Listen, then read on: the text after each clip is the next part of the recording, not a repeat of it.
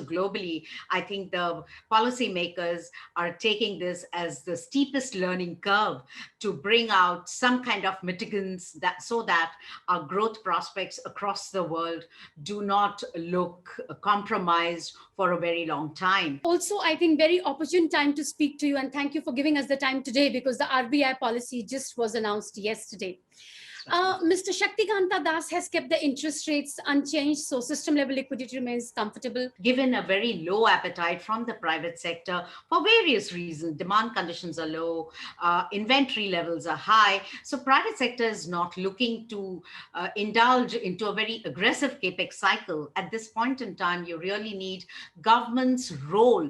Quite clearly, if I have to put it in a nutshell, I think a Reserve Bank of India has a tough balancing act to play out here. But given the circumstances, given the stretch of the government's inability to stimulate the economy without limits, I think this is the best we can have at this current point in time to revive demand, to revive consumption, and to the extent possible, revive the government's role in kickstarting the investment. But you cannot ignore the rising price pressures that are palpable in the economy. Input prices, I think all the corporates will be witnessing the rising input prices. The fuel prices have been going up. Overall, price pressures led by commodities have been inching up. Is the 1% or the 100 basis points reduction in the growth rate for 21-22 fair, or would you kind of say we probably would see more steeper cut? Why is it so? Because this time round, the demand has got very sharply compromised. Earlier, when the national lockdown was announced last year, it was more of forced savings. People still had a pent-up demand. So when the unlock happened, there was a lot of rebound in consumption from the Indian economy. But this time round, there has been a fatigue that we saw. So pre-COVID, we were entering a very disadvantageous position. We did not have the fiscal lever to stimulate the economy because as it is, we were starting from a 4% growth. COVID has set back the aspirational growth by at least 3 to 4 years, good amount of 10 to 11% of lost output. And how do we measure this is what if COVID had not happened? Where would we have been in terms of the size of the economy? And post-COVID, where are we? And what can be a realistic growth estimate to be achieved? We are at the bottommost phase of our interest rate cycle. And from here on, we will see a gradual move that for investment, for working capital, for capex, you need to galvanize other sources of funding as well, not just banks. So banks will be one part of source, but important to look at global savings in terms of pension funds, sovereign wealth funds, to look and participate in our infrastructure long-term finance institutions, so that probably somewhere a rupee going to 75, 76 levels, maybe even higher if the taper tantrum does repeat. But this time around, we will not have rest of the macro parameters getting disrupted. As I said, we have $600 billion arm chest. You have an extremely easy liquidity conditions in India. So basically, there's a very easy availability of rupees and dollars to fuel into the channels, different asset classes. I would look at 30 on debt because I want to hedge my risks, right? So I definitely don't want to be completely away from debt. So I would look at of debt. I would look at some bit of gold because there's going to be volatility. There's going to be volatility in the financial markets. So I would look at the next in the pecking order would be gold. I wouldn't want to keep cash except for cash, which I can be, something like an overnight fund. The last policy, it was close to 67% nationwide capacity utilization. That's not a level at which an economy looks to build plants and machinery. For capex at a broader level to get triggered, at least you need a capacity utilization of 75 to 80%.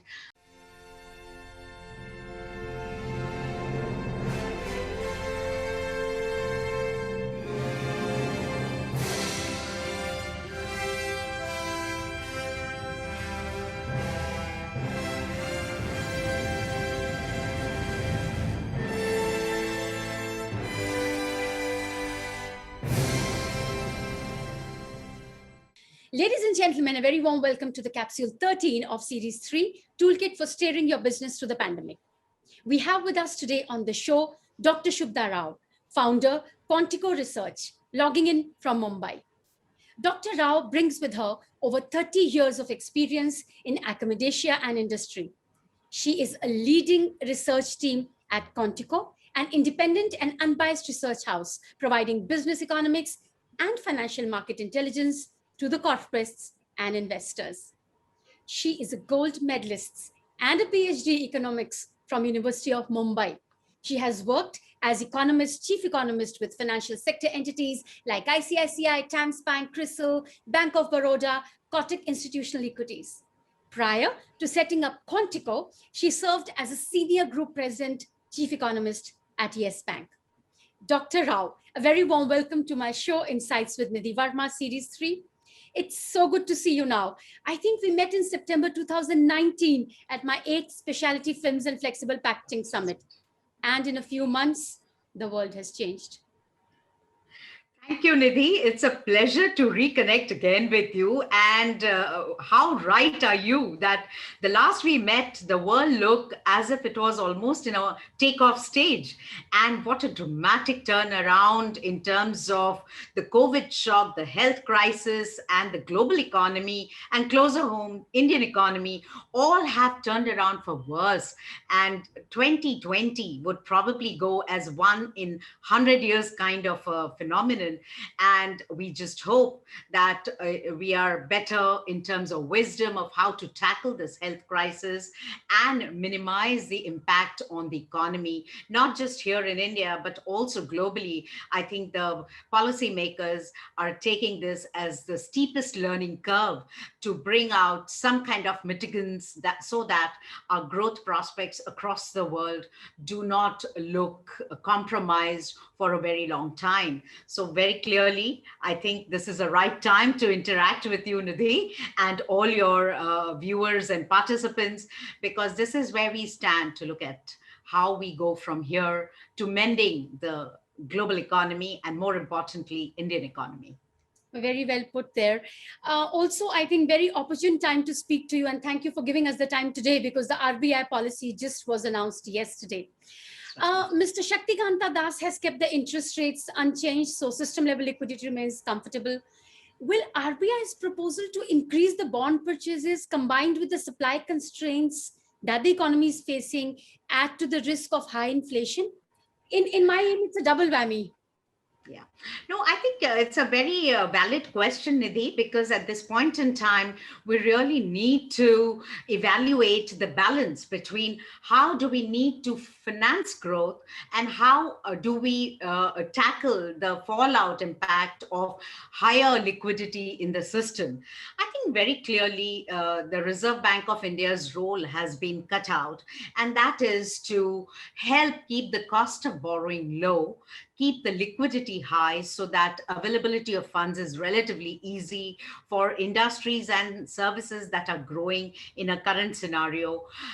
Yes, there is a double whammy, as you rightly put, but let's not forget the government is the only player at this point in time which is trying to revive growth, given a very low appetite from the private sector for various reasons. Demand conditions are low, inventory levels are high. So private sector is not looking to indulge into a very aggressive capex cycle. At this point in time, you really need government's role to rev up the investment cycle. For it, it needs to borrow money.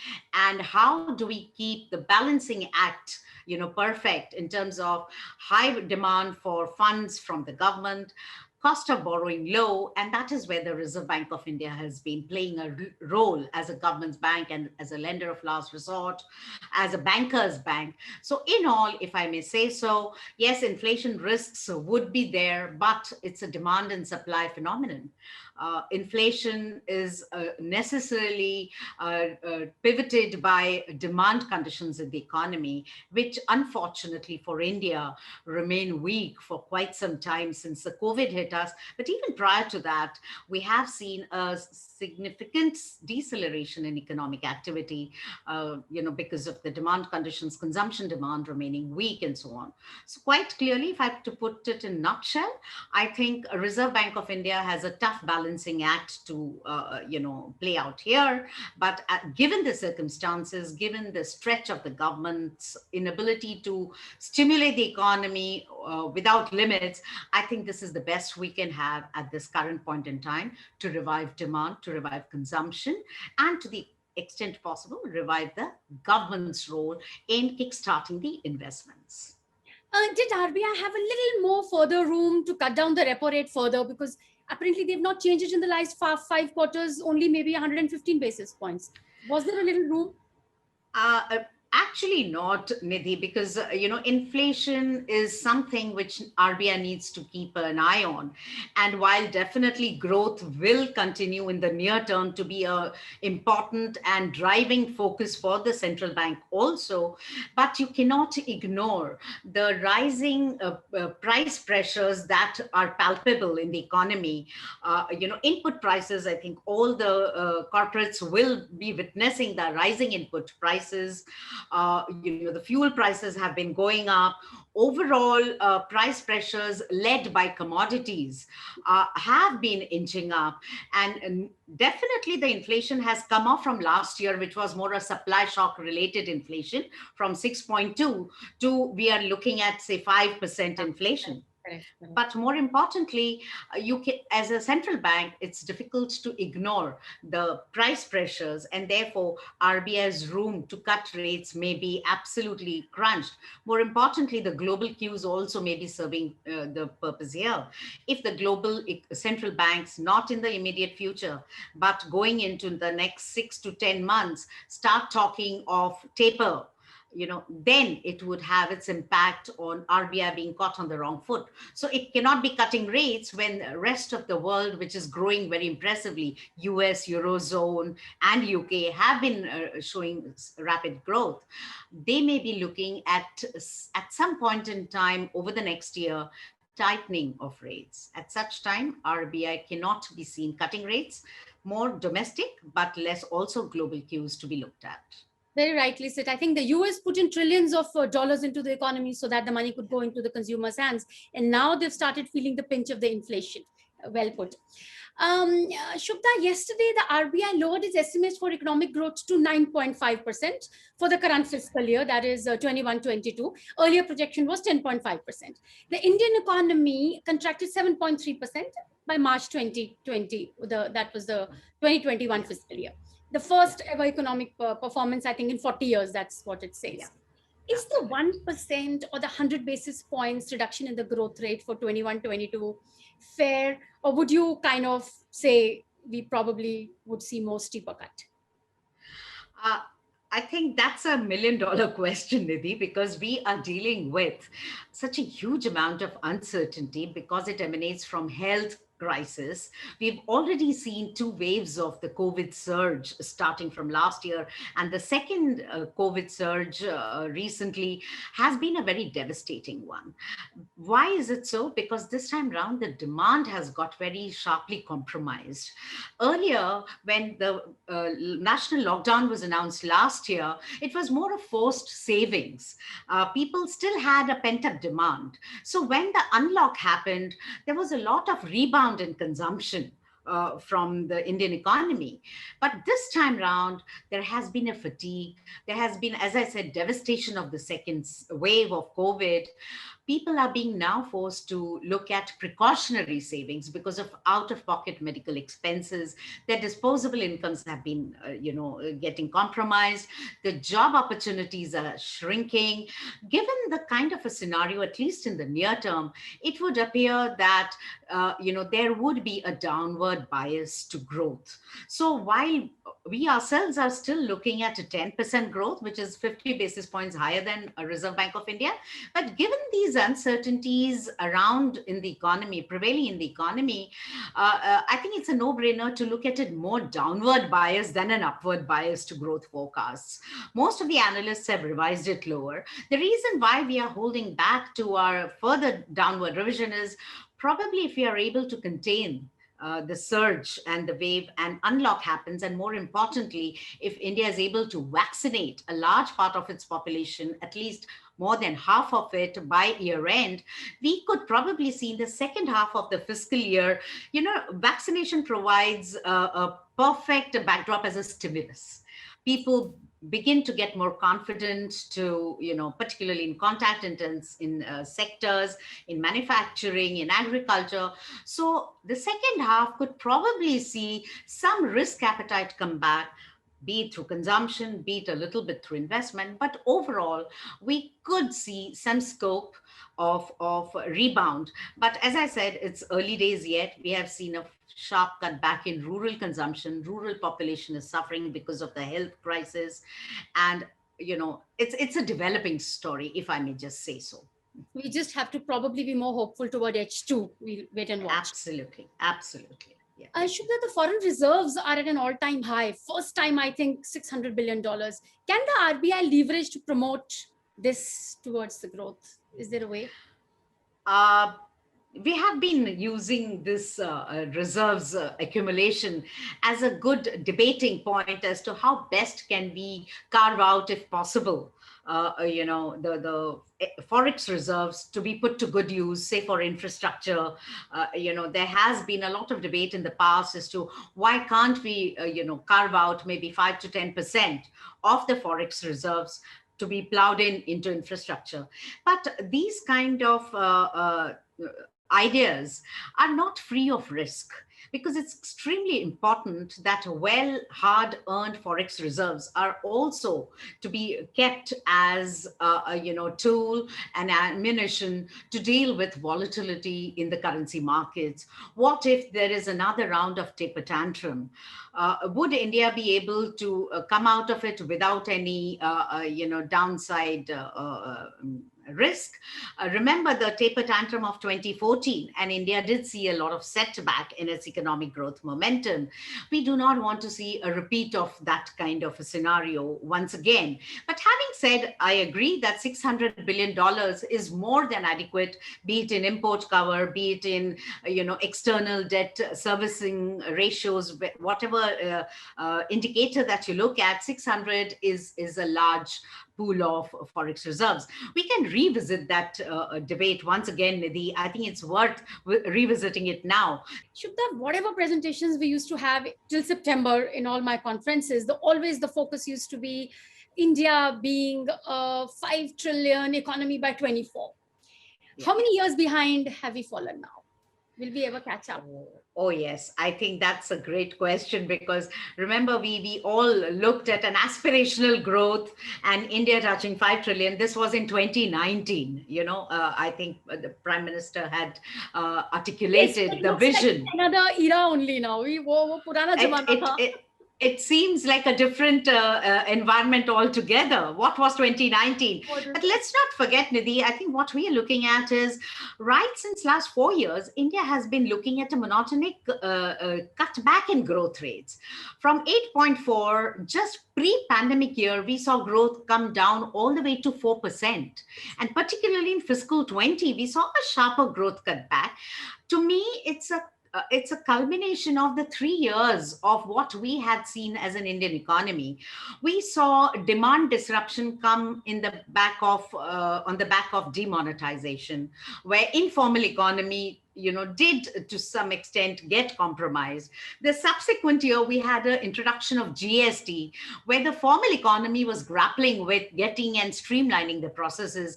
And third, to me, is the biggest and the most denting kind of a factor that led to a downside of growth was the NBFC crisis led by ILFS. Now, that's where the credit demand, started to shrink. The supply of credit, because banking and financial sector entities became risk averse. So if I put those three big events and culminate them into fiscal 20, that's what showed up in 4% growth that we saw. So pre-COVID, we were entering a very disadvantageous position. We did not have the fiscal lever to stimulate the economy because as it is, we were starting from a 4% growth. So very importantly, we have to look a little bit in a rear view as to how, we were getting prepared for, getting into a 5 trillion, which as we discussed is looking like a dream. COVID has set back the aspirational growth by at least 3 to 4 years. At QuantEco, we've been doing continuous research on what has been a permanent scarring of economic growth.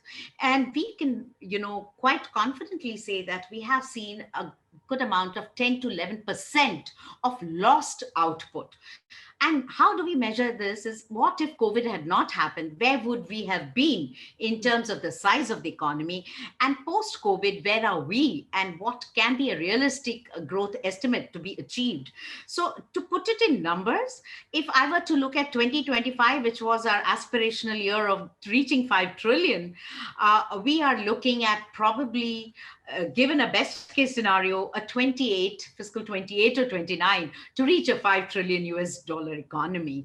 Now that is in summary is at least a 3 to 4 years of setback. There are enough levers with the government to break this, kind of downtrend. And that's where I feel that it's very unfortunate that we came across the second surge of COVID. The COVID wave this time round was extremely damaging because budget was very constructive this time. We had seen the right, all the boxes were getting ticked. Consumption was at the backseat. Investment, capex cycle was being looked at. We had the most amazing set of reforms that the government was bringing forth. Asset sales, the whole thing of disinvestment, strategic sales of government stepping away from the public sector holdings in a couple of banks. There were some very bright ideas, national infrastructure pipeline, how to fund it, the long-term finance institution getting introduced. So all these were elements to bring back growth in the right trajectory. Unfortunately, the second wave has distracted the government, but I would still say that we have lost only 2 months, maybe 2 to 3 months of first quarter, if I may add so. But even if we utilize very well the next 9 months, we could still limit and minimize the damage that the second wave has imparted to the Indian economy. So if we are more aggressive in executing all that was outlined, highlighted, and designed in the budget, I think India can still get back to a respectable growth without losing 2 to 3 years time frame. The manufacturing sectors, the PLI scheme for 13 to 14 sectors, I think these are all very smart designs to get the manufacturing sector revved up.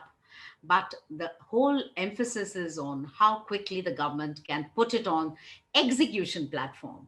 Shubhda, for people like us, for normal people, even for individuals as well as small entrepreneurs, the real interest rate is tentatively zero or even negative in India. Inflation at about 5%, and average interest rate is also that much only. For a growing economy, the real interest rate being zero or negative, what is the impact that it will have strength on the growth of our economy? There was a time in Japan that it was negative and the economy was still growing.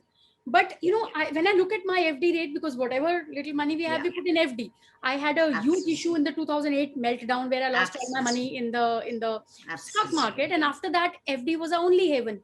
And now it is like it is negative. So what do we do? What would your advice be? Nidhi, you've highlighted one of the key questions, that how do we finance growth? As you rightly put it, the negative rates are such a big dampener to mobilizing domestic savings. Now, let's not forget, in the easing phase post-COVID, when Reserve Bank of India has eased the repo rates and therefore all the policy rates are associated with repo, the deposit rates actually have eased by as much as 200 basis points or a little over, that has a direct bearing on the savings and the savers. How do they mitigate? Because, as you rightly said, I mean, your savings would be a function of what your real rates are. Should they be beating the inflation? Most certainly. Only then they incentivize you to save. And that's exactly what has happened. We cannot be looking at only the global savings, because then what would happen to our external account? Our current account deficit will be all over the place, unsustainable, and so on and so forth. I don't want to get into technical jargon, but it is very important to look at how do we finance growth? Our domestic savings plus external savings. What are external savings? External savings are just reflected in the current account gap that we call it on the balance of payment situation. To put it in simple language, Nidhi, for non-economists, I would say that we cannot sustain global savings more than about 2 to 3% of GDP. A large part or financing of growth has to come from domestic savings, and you rightly raise the concern that we cannot look at real interest rates for long, because that would lead to uh, inequality, that would lead to imbalances. How do you allocate funds? That will lead to imbalances, and that would also lead to, therefore, growth steering in a reverse gear and not in the That, forward gear. So I think it's important. But having said, I think perhaps we are at the bottommost phase of our interest rate cycle, and from here on we will see a gradual move up. And I emphasize on the gradual, because as a central bank, I also have to look at how do I finance growth for investments, and at the same time, how do I safeguard the interest of depositors? So it's a tough act to follow. It's a tough balance to follow. But suffice it to say that for investment, for working capital, for capex, you need to galvanize other sources of funding as well, not just banks. So banks will be one part of source, but important to look at global savings in terms of pension funds, sovereign wealth funds, to look and participate in our infrastructure long-term finance institutions, so that we are looking at a different avenue of growth getting funded, and not just on domestic savings. thank you for explaining that. That is a nerve that it is like really hurting. Shubda, the last 5 quarters, the rupee has depreciated. It's good for the Yeah. exporters. Our industry exports a lot. But what immediate factors will impact the strengthening or the devaluation of the rupee? The imports Yeah. hurts. So very clearly, if you've seen very recent weeks, you've seen rupee actually appreciating, Yes, little bit. right? Yeah, yeah, yeah. Yes. Now that has been more a reflection of course, what's happening globally. Many a times USD INR, that is the rupee, is also mimicking what happens to yuan and other Asian economies, right? Because yuan recently fixed it lower, from 1.4 to maybe 1.35 or 36. Now, if yuan fixing is at a lower, obviously the Asian currencies and also the INR will therefore look at a more of an appreciation bias. That's what happened in the very recent past. Also, the US dollar weakened in the very recent weeks, because why? The supply of dollars is going to be unmitigated, because the US Treasury, the central bank, everyone is committing to large support on the balance sheets. So US dollar supply is going to remain abundant, but at the same time, inflation in US is Yeah. all-time high at Yes. 4.2%. It's a 12-year high Hi, at yes. 4.2%. I mean, you look at India inflation, you look at the US inflation is the same. So Same, that is the absolutely. kind of, inflation. And that is the reason you've seen a recent weakening of US dollar, because of US dollar. And that has also reflected. But more fundamentally, Nidhi, what has happened is, because our growth forecasts have been also trending lower, and actually growth has been correcting on the downside, our import demand to that extent has shrunk in the very recent times. So what has happened is export markets are doing very well. Yes. Let's not forget our developing markets destinations are doing exceedingly well. US particularly, Eurozone, UK are not too behind, but overall our export destinations having done so much better. Our exports have done better, but our imports have to some extent shrunk, because of the real economy not growing as strongly. And that is the reason why our trade deficit also narrowed in recent times, in the recent months, so to speak. I'm not talking of last year, I'm talking of the very recent month trend. That has led to appreciation of rupee because your demand for dollar has reduced, right? Because you don't need to import that much. But this is a short-term phenomenon. I would think that as economy starts picking up pieces, and the second half, as we're saying, would be definitely when I say definite, it's with a whole lot of caveats of vaccination and so on. But second half of the year will look better than first half. And if concomitant to that, import demand also picks up. To that extent, trade deficit will start growing. We will be looking at more of imports. So if that happens, that also will get reflected in a rupee weakening or depreciating. And we believe that because of the risk of, we already know Fed members have been talking of the timing of when do we start lowering the asset purchase program.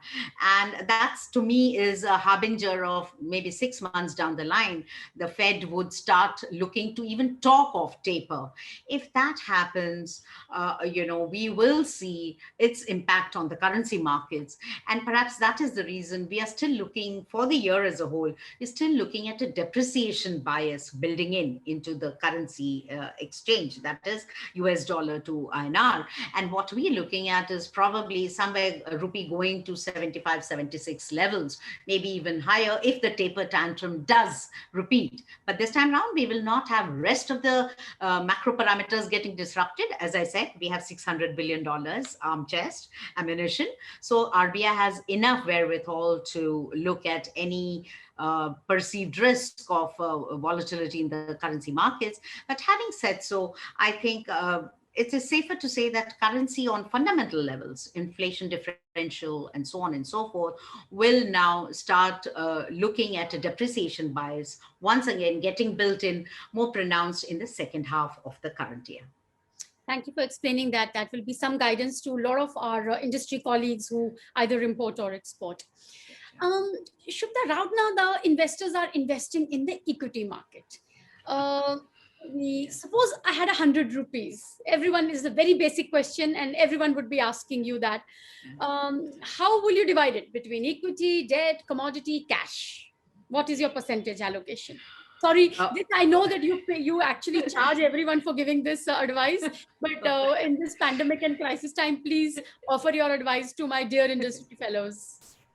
Well, I would be, thanks, Nidhi, but, on a lighter note, you shouldn't ask economists to, I know, because we are so caught in our fundamental analytics. We are not as attentive to the market developments. But on a serious note, I think while currently, we see a very sharp run up in equity markets, that is because the global economy is sloshing with liquidity. You have a dollar liquidity sloshing in the system. You have an extremely easy liquidity conditions in India. So basically, there's a very easy availability of rupees and dollars to fuel into the channels, different asset classes.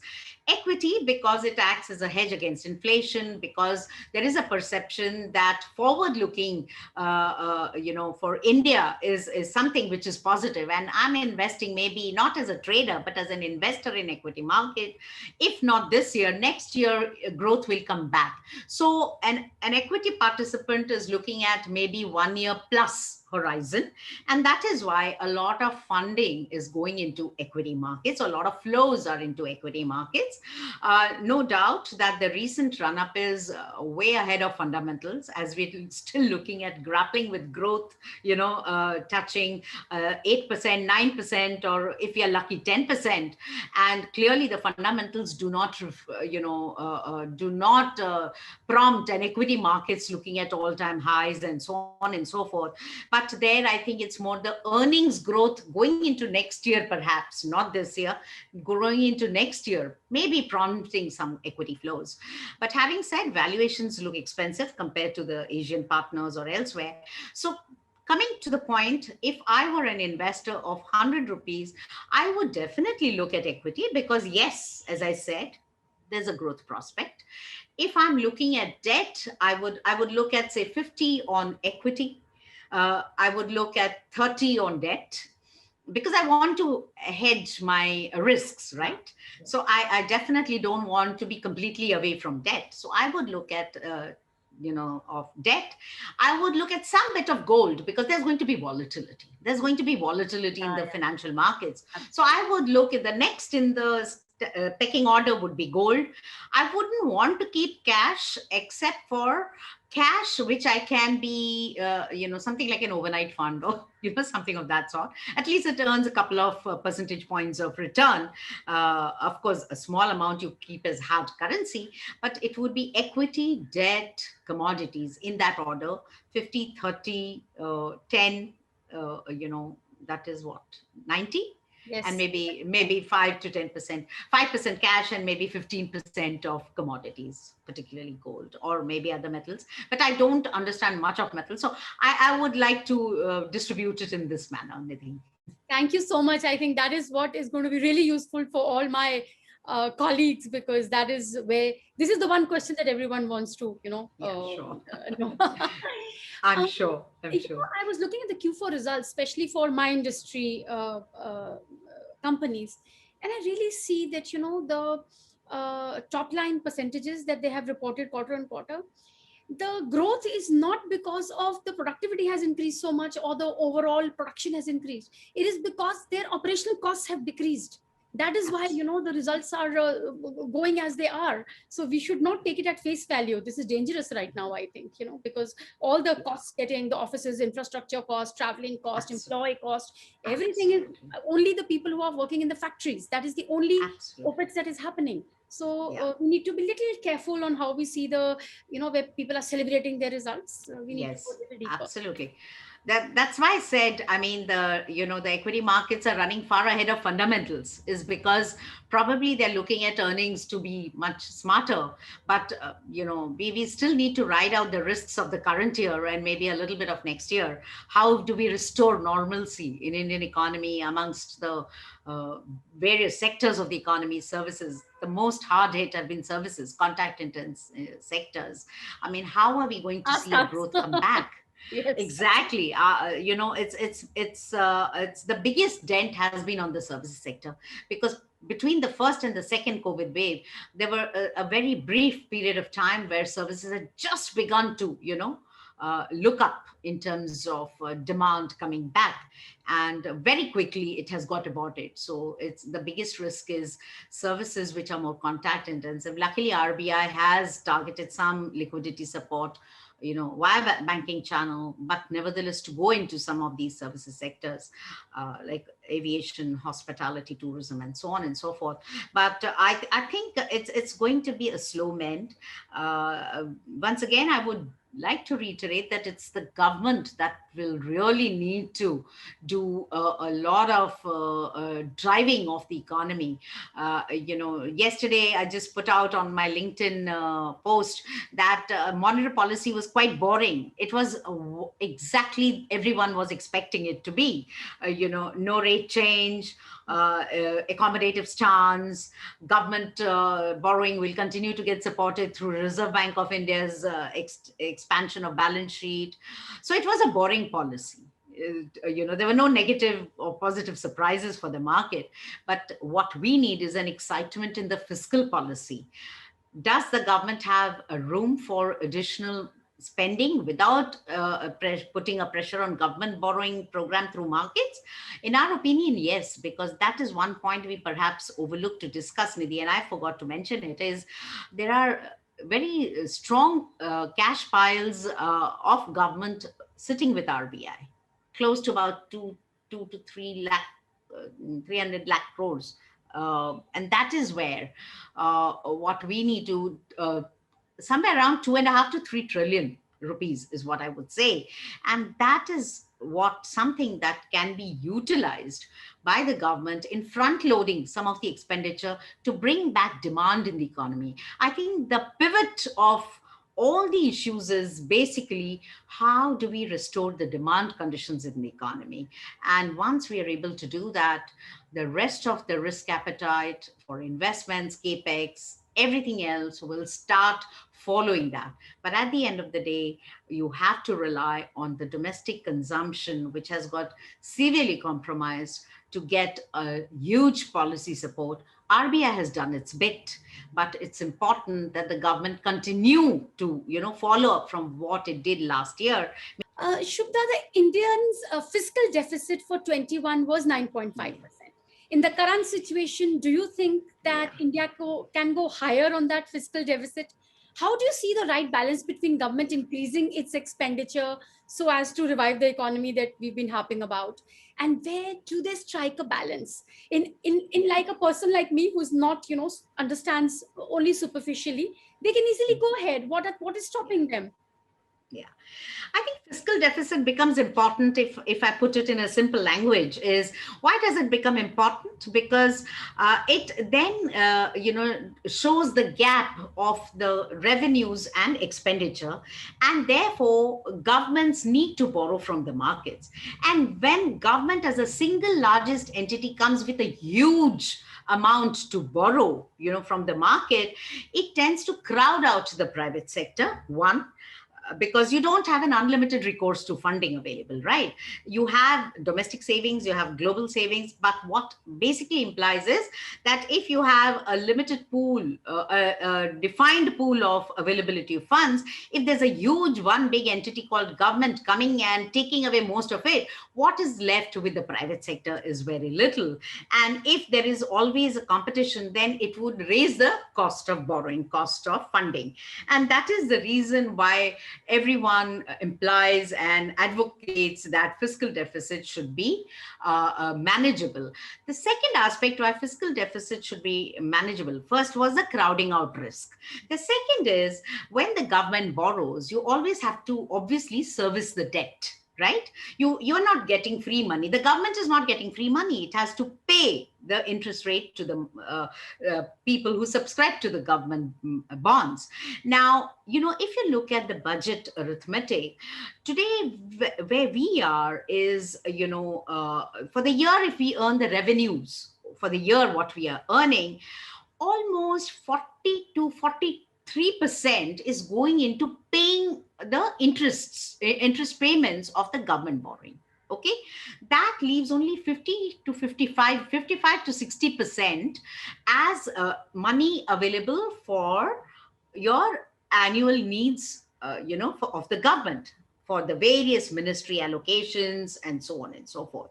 So why do we fret about it? Is in economics parlance we call it a debt trap. That means you're borrowing to fund your interest payments, leaving you very little with actually spending on growth and for the well-being of Indian citizens. So that is also the reason why we fret about fiscal deficit, why it should be manageable.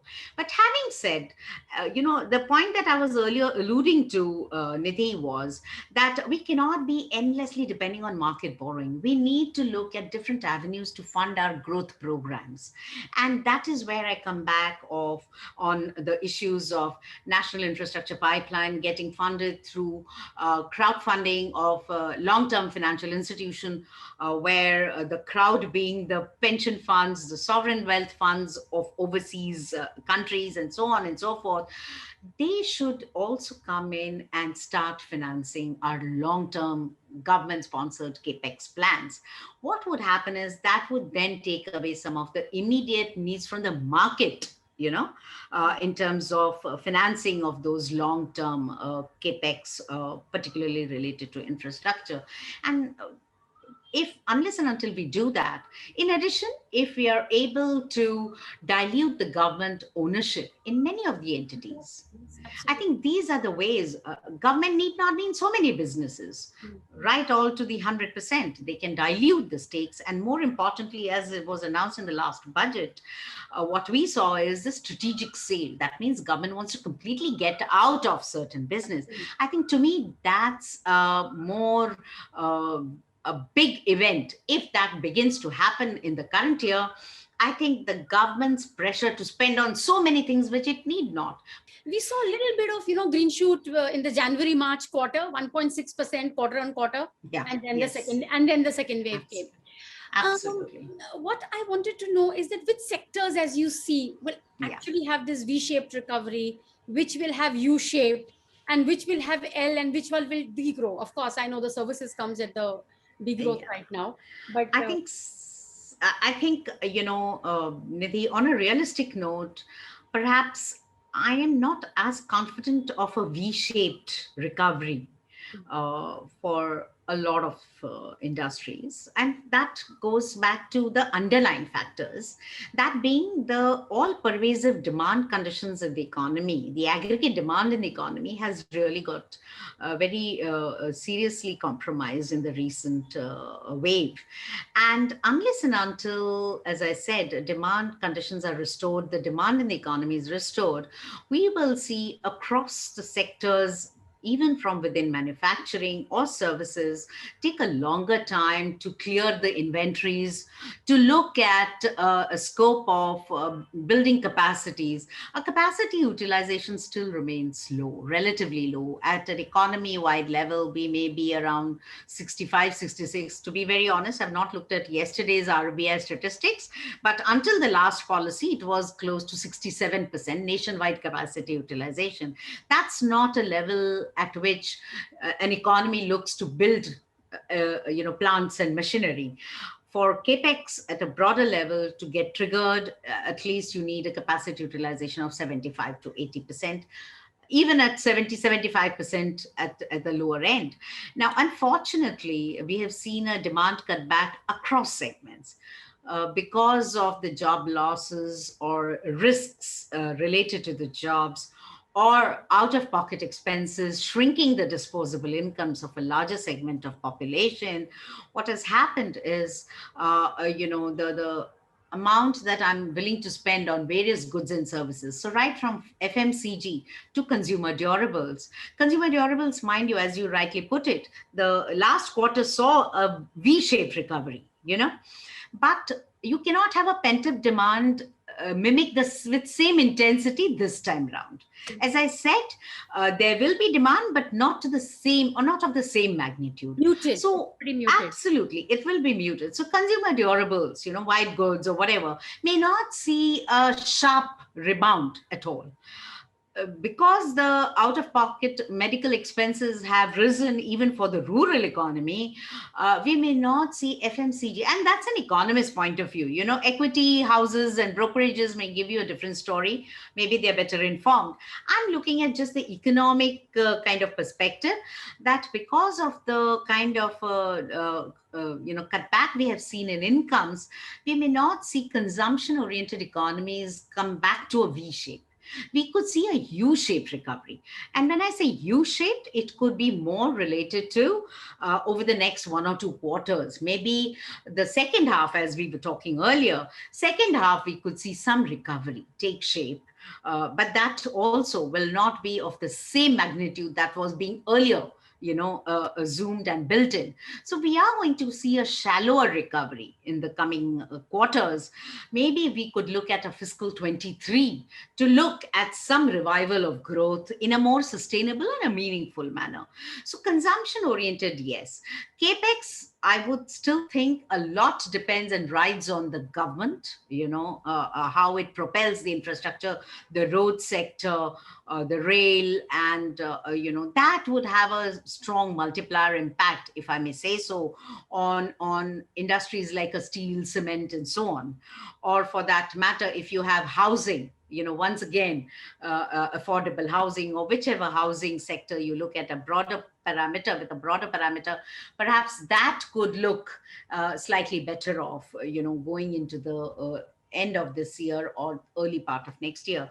But I really am skeptical of a V-shaped recovery, any longer.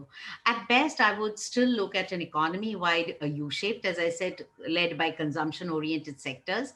Uh, Capital or infrastructure goods sectors construction could look at better numbers, maybe starting with the, September, October, December time frame. What services is something that, one worries about most in terms of, and those are employment intensive: hospitality, travel, tourism, those have really been severely impacted. So well, Dr. Shubhda, it's been such an interesting session. Thank you so much for this very informative dialogue that we had with you. I'm sure that my industry colleagues will learn, and they will utilize this information and guidance at this crisis time, as you've given us a very clear and fair view of the micro as well as the macro financial parameters that are going to go forward for our economy. Any of our industry colleagues who want to get in touch with Dr. Shubhada Rao can please write to me, and we will connect at QuantEco, and she will be happy to provide their very valued advice. And I also stay in Bandra. I think once things become a little better, we both of us should go and catch up coffee to the few restaurants that are left here. I think we should do that. Yes. And everyone, please do subscribe to the channel if you already have not, to get advice and inputs from the leaders and industry colleagues from across the world. Until then, we see you, ma'am. Stay well, and thank you again. Thank you, Nidhi. I think it's been a great pleasure interacting with you. It always has been, and it continued today. And I think I'm so happy that we could finally catch up. So what if on a casual discussion of the economy, but on a serious note, look forward to helping out anytime with our research inputs. As I said, QuantEco is a fledgling startup, on economic advisory. And anytime you or any of your members would wish to connect, we would be happy to serve them. All of us will, ma'am. Thank you so much, and see you soon. Thank you so much, Nidhi. Pleasure. Bye. Bye.